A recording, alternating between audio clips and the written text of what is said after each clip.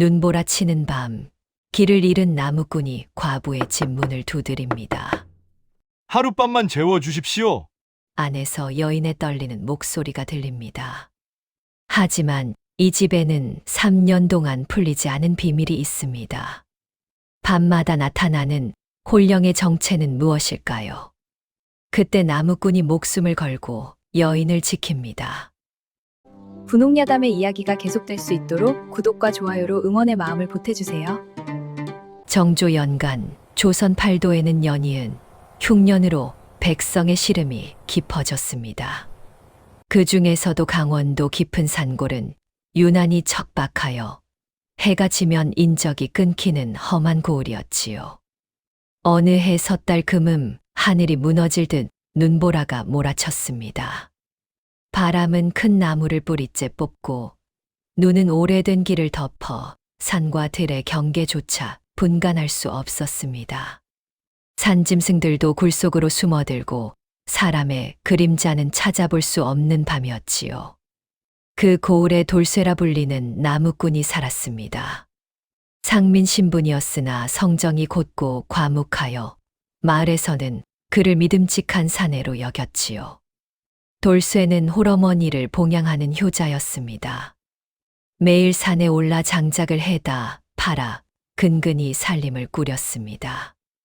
비록 가난하나 마음만은 넉넉한 사내였지요.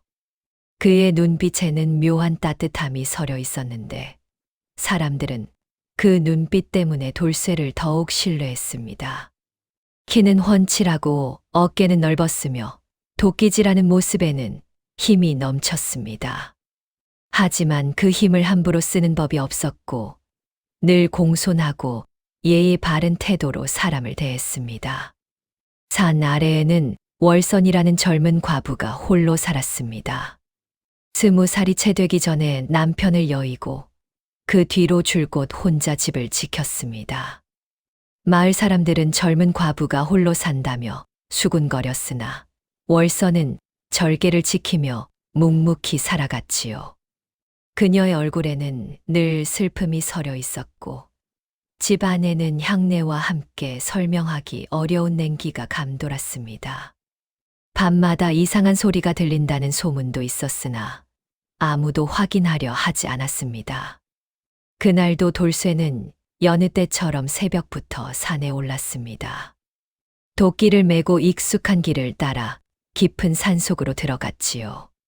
참나무와 소나무가 빼곡한 숲에서 장작감을 골랐습니다. 도끼질 소리가 산에 울려 퍼지고 나무가 쓰러지는 소리가 메아리 쳤습니다. 어느덧 해가 중천에 올랐고 돌쇠는 땀을 닦으며 잠시 쉬었습니다. 주머니에서 어머니께서 싸주신 주먹밥을 꺼내 먹었지요. 하지만 그날따라 산의 분위기가 이상했습니다. 까마귀 울음소리가 유난히 길게 산을 감돌았고 바람도 평소와 달리 차갑게 불어왔습니다. 돌쇠는 불길한 기운을 느꼈으나 어머니께서 기다리고 계실 것을 생각하며 서둘러 장작을 마저 팼습니다.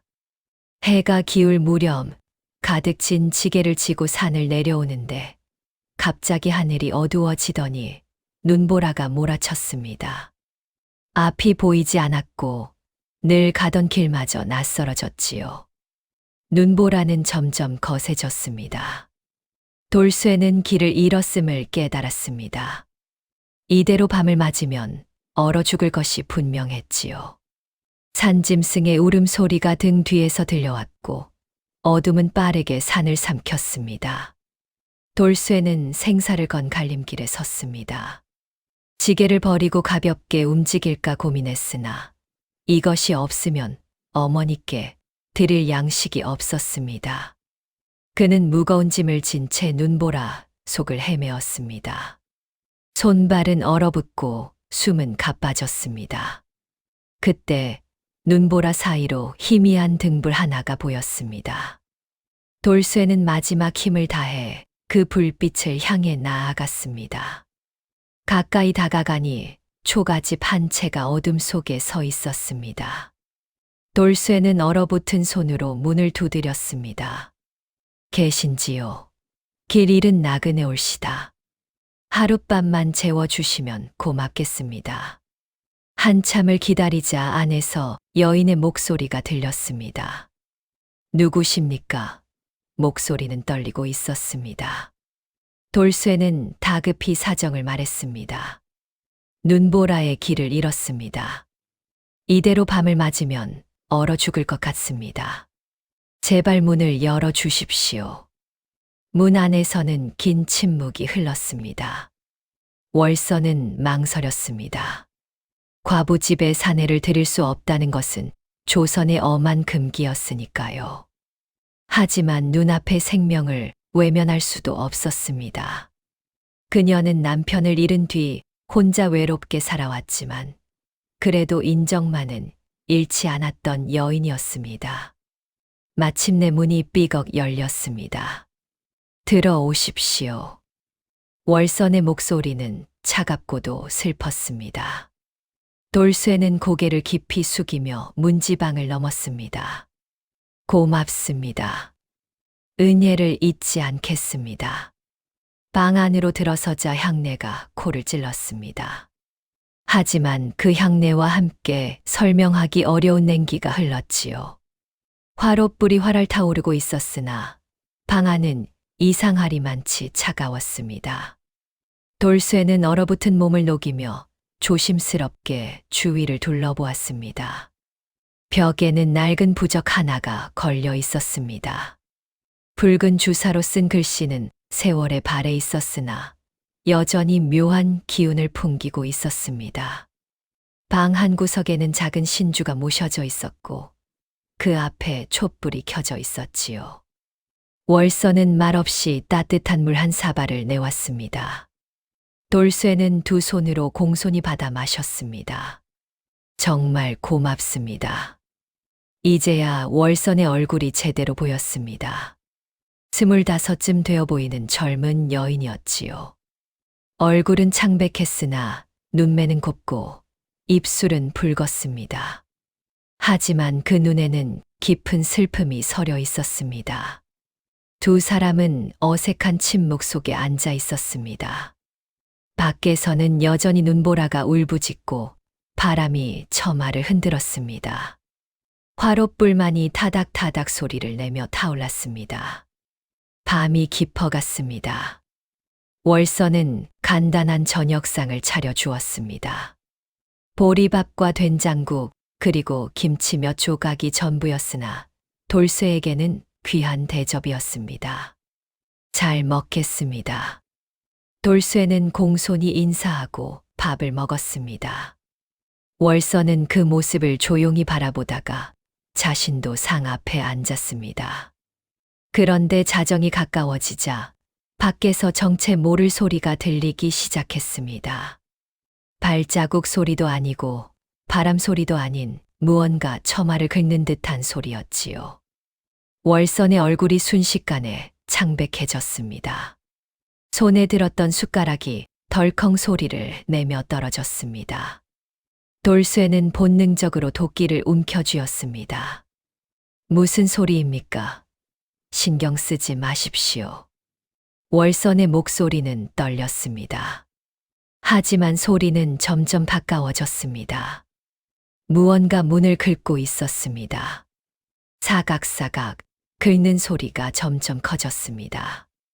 돌쇠는 문을 열려 했으나 월선이 급히 달려와 막아섰습니다. 절대 열어서는 안 됩니다. 그녀의 눈에는 공포가 가득했습니다. 온몸이 떨리고 있었지요. 돌쇠는 그제야 깨달았습니다. 소리의 정체는 짐승이 아니었습니다.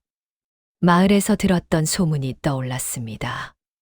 월선의 남편이 억울하게 죽었다는 소문, 그 홀령이 밤마다 집을 찾아온다는 소문이었지요.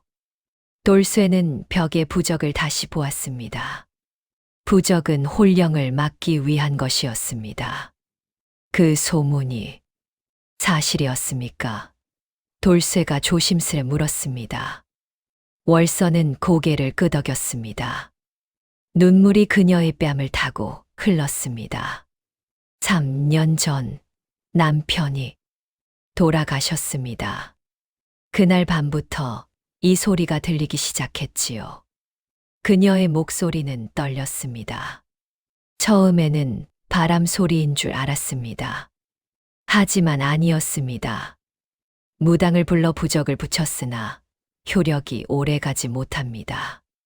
밖에서 소리는 더욱 거세졌습니다. 문이 덜컹거리며 흔들렸고 화롯불이 갑자기 약해졌습니다. 긴 밤이 이어졌습니다. 밖에서는 홀령의 소리가 그치지 않았으나 부적 덕분인지 문을 넘어오지는 못했습니다. 두 사람은 화롯불을 사이에 두고 앉아 밤을 지샜습니다. 말은 없었으나 불길한 밤을 함께 넘기는 동안 두 사람 사이에는 묘한 유대가 생겨났습니다. 월서는 3년 만에 처음으로 누군가와 함께 밤을 보내고 있었습니다. 그 사실만으로도 마음이 조금 안정되었지요. 돌쇠 역시 이 여인이 불쌍하다는 생각이 들었습니다. 젊은 나이에 남편을 잃고 밤마다 이런 공포 속에서 홀로 지내야 했다니 말입니다. 월선이 떨리는 손으로 차를 따를 때 돌쇠가 조용히 그녀의 손을 잡아주었습니다. 두려워하지 마십시오. 제가 지키겠습니다. 그 손길은 따뜻했습니다. 월선은 오랜만에 사람의 온기를 느꼈습니다. 등불 아래 스치는 눈길에 두 사람의 마음이 흔들렸습니다. 화롯불이 타닥타닥 소리를 내며 타올랐고 방 안의 공기는 조금씩 따뜻해졌습니다. 월선의 창백했던 얼굴에 조금씩 붉은 기운이 돌았습니다. 돌쇠를 바라보는 그녀의 눈빛도 처음과는 달라져 있었습니다. 두려움이 아닌 다른 무언가가 그 눈에 어리기 시작했지요. 하지만 평화는 오래가지 못했습니다. 홀령은 점점 집 안으로 가까워졌습니다. 벽에 부적이 희미하게 빛을 잃기 시작했지요. 붉었던 글씨가 점점 검게 변해갔습니다. 바람은 더욱 거세졌고 문틈으로 차가운 기운이 스며들었습니다. 화롯불이 갑자기 꺼질 듯 흔들렸습니다. 월선이 급히 일어나 부적을 살폈습니다. 부적의 효력이 다하고 있습니다. 그녀의 목소리는 절망적이었습니다. 새벽까지 버텨야 하는데 돌쇠는 도끼를 단단히 쥐었으나 홀령을 상대로 도끼가 무슨 소용이겠습니까? 무언가 근본적인 해결책이 필요했습니다. 그때 돌쇠는 조심스럽게 물었습니다. 부인, 남편께서는 어찌하여 돌아가셨습니까? 혹시 억울한 사연이라도? 월선의 얼굴이 더욱 창백해졌습니다. 그녀는 입술을 깨물었습니다. 오랫동안 숨겨온 비밀, 아무에게도 말하지 못했던 진실이 목구멍까지 차올랐습니다. 밖에서는 홀령의 소리가 더욱 거세졌습니다. 문이 흔들리고 벽이 삐걱거렸습니다. 월선은 더 이상 견딜 수 없었습니다. 말씀 드리겠습니다. 그녀는 떨리는 목소리로 말했습니다. 모두 제 잘못입니다. 긴 침묵 끝에 월선이 입을 열었습니다. 그녀의 목소리는 비통했습니다. 3년 전 마을에 부잣집 도련님이 있었습니다. 그는 저를 탐했습니다. 월선의 목소리는 떨렸습니다. 남편은 그것을 막으려 했습니다. 도련님과 다투다가 그만 눈물이 그녀의 뺨을 타고 흘렀습니다. 남편은 그날 밤 산에서 떨어져 죽었습니다. 도련님이 밀었다고. 하지만 아무도 믿지 않았지요. 월선은 흐느꼈습니다. 도련님의 집안은 세도가였습니다. 원님과도 친분이 있었지요. 저는 두려웠습니다. 그녀는 바닥에 엎드렸습니다. 진실을 말하면 저마저 죽을 것 같았습니다. 그래서 침묵했습니다. 월선의 목소리는 점점 작아졌습니다. 남편의 죽음을 그저 사고로 묻어버렸습니다. 도련님은 아무 일도 없었다는 듯 살아갔고, 저는 이 집에 갇혀 벌을 받고 있습니다. 그녀는 울부짖었습니다. 용서하십시오. 용서하십시오. 밖에서 홀령의 소리가 더욱 커졌습니다. 마치 그녀의 고백을 듣고 있다는 듯이 말입니다. 돌쇠는 월선을 바라보았습니다. 두려움보다 연민이 그의 가슴을 채웠습니다. 그는 깨달았습니다.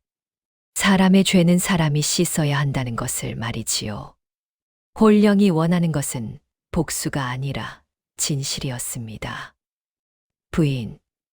돌쇠가 조용히 말했습니다. 이것은 부인의 잘못이 아닙니다. 부인은 그저 두려웠을 뿐이지요. 월선은 고개를 저었습니다. 아닙니다. 저는 비겁했습니다. 남편을 저버렸습니다. 하지만 이제라도 진실을 밝혀야 합니다. 돌쇠가 말했습니다. 월선은 절망적으로 웃었습니다. 이제 와서 무슨 소용입니까? 3년이 지났는데 누가 믿겠습니까?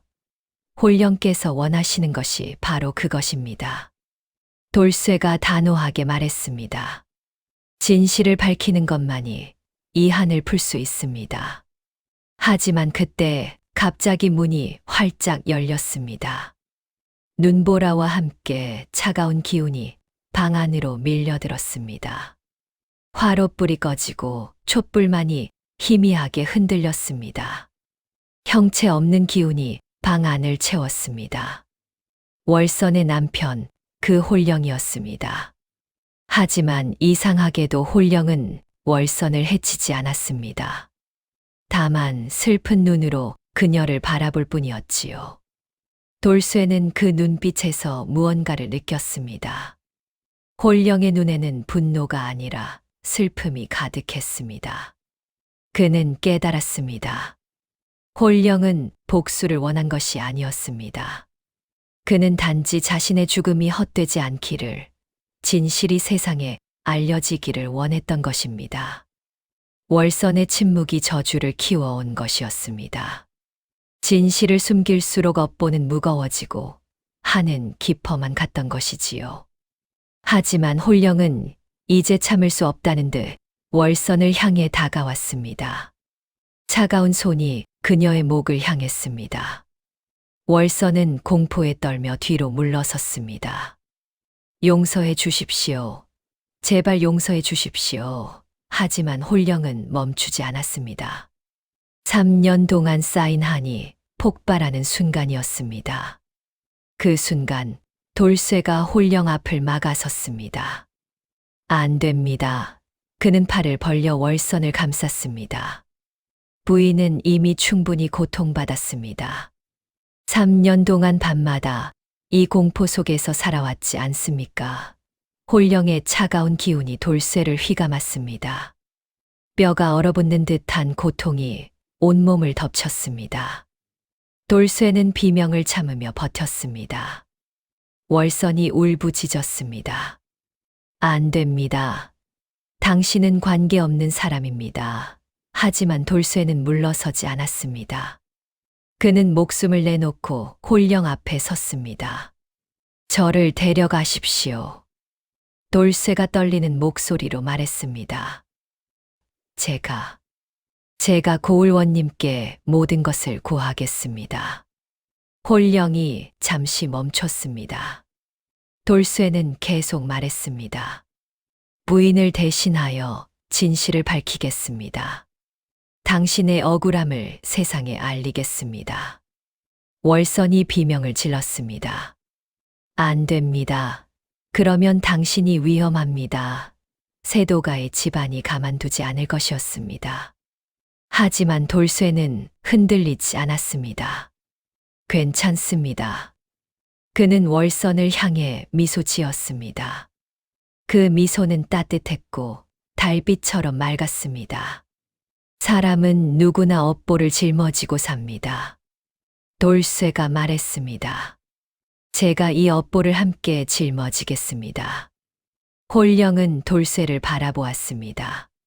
그 눈빛에 무언가 흔들림이 일었습니다. 잠시 침묵이 흘렀습니다. 하지만 홀령은 여전히 의심하는 듯 했습니다. 3년 동안 아무도 진실을 말하지 않았습니다. 아무도 자신의 억울함을 풀어주려 하지 않았습니다. 이 사내의 말을 어찌 믿을 수 있겠습니까? 홀령은 다시 돌쇠를 향해 손을 뻗었습니다. 차가운 기운이 더욱 강해졌습니다. 돌쇠의 온몸이 얼어붙기 시작했습니다. 입술이 파래지고 숨결이 가늘어졌습니다. 월선은 절규하며 돌쇠를 붙들었습니다. 제발, 제발 그만두십시오. 하지만 홀령은 멈추지 않았습니다. 밤은 깊어만 갔습니다. 달기 울 무렵까지는 아직 한식경이 남았습니다. 홀령은 돌쇠의 결의를 끝까지 시험했습니다. 차가운 기운이 돌쇠의 온몸을 휘감았고 그의 숨결이 점점 얼어붙었습니다. 돌쇠는 이를 악물고 버텼습니다. 월선은 울부짖으며 돌쇠를 붙들었습니다. 제발, 제발 그를 살려주십시오. 그녀는 바닥에 엎드려 빌었습니다. 모든 것이 제 잘못입니다. 제가 비겁했습니다. 제가 진실을 숨겼습니다. 월선은 이마를 바닥에 찌으며 빌었습니다. 당신의 억울함을 제가 풀지 못했습니다. 당신을 저버렸습니다. 눈물이 바닥을 적셨습니다. 저를 데려가십시오. 이 무고한 사람은 놓아주십시오. 눈보라는 절정에 달했습니다. 집은 무너질 듯 흔들렸고 부적은 완전히 재가 되어 떨어졌습니다. 홀령의 형체가 점점 선명해졌습니다. 창백한 얼굴, 억울함에 일그러진 표정이 보였습니다. 하지만 그 눈에는 여전히 슬픔만이 가득했습니다. 돌쇠는 마지막 힘을 다해 말했습니다. 맹세, 하겠습니다. 그의 목소리는 거의 들리지 않았습니다. 해가 뜨는 대로 고을로 가겠습니다. 원님께 모든 것을 고하겠습니다. 월선이 절규했습니다. 저도 함께 가겠습니다. 제가 직접 증언하겠습니다. 그녀는 홀령을 향해 고개를 들었습니다. 이번에는 도망치지 않겠습니다. 이번에는 진실을 말하겠습니다. 그녀의 눈빛은 결연했습니다. 비록 목숨을 잃는다 해도 당신의 억울함을 반드시 풀겠습니다.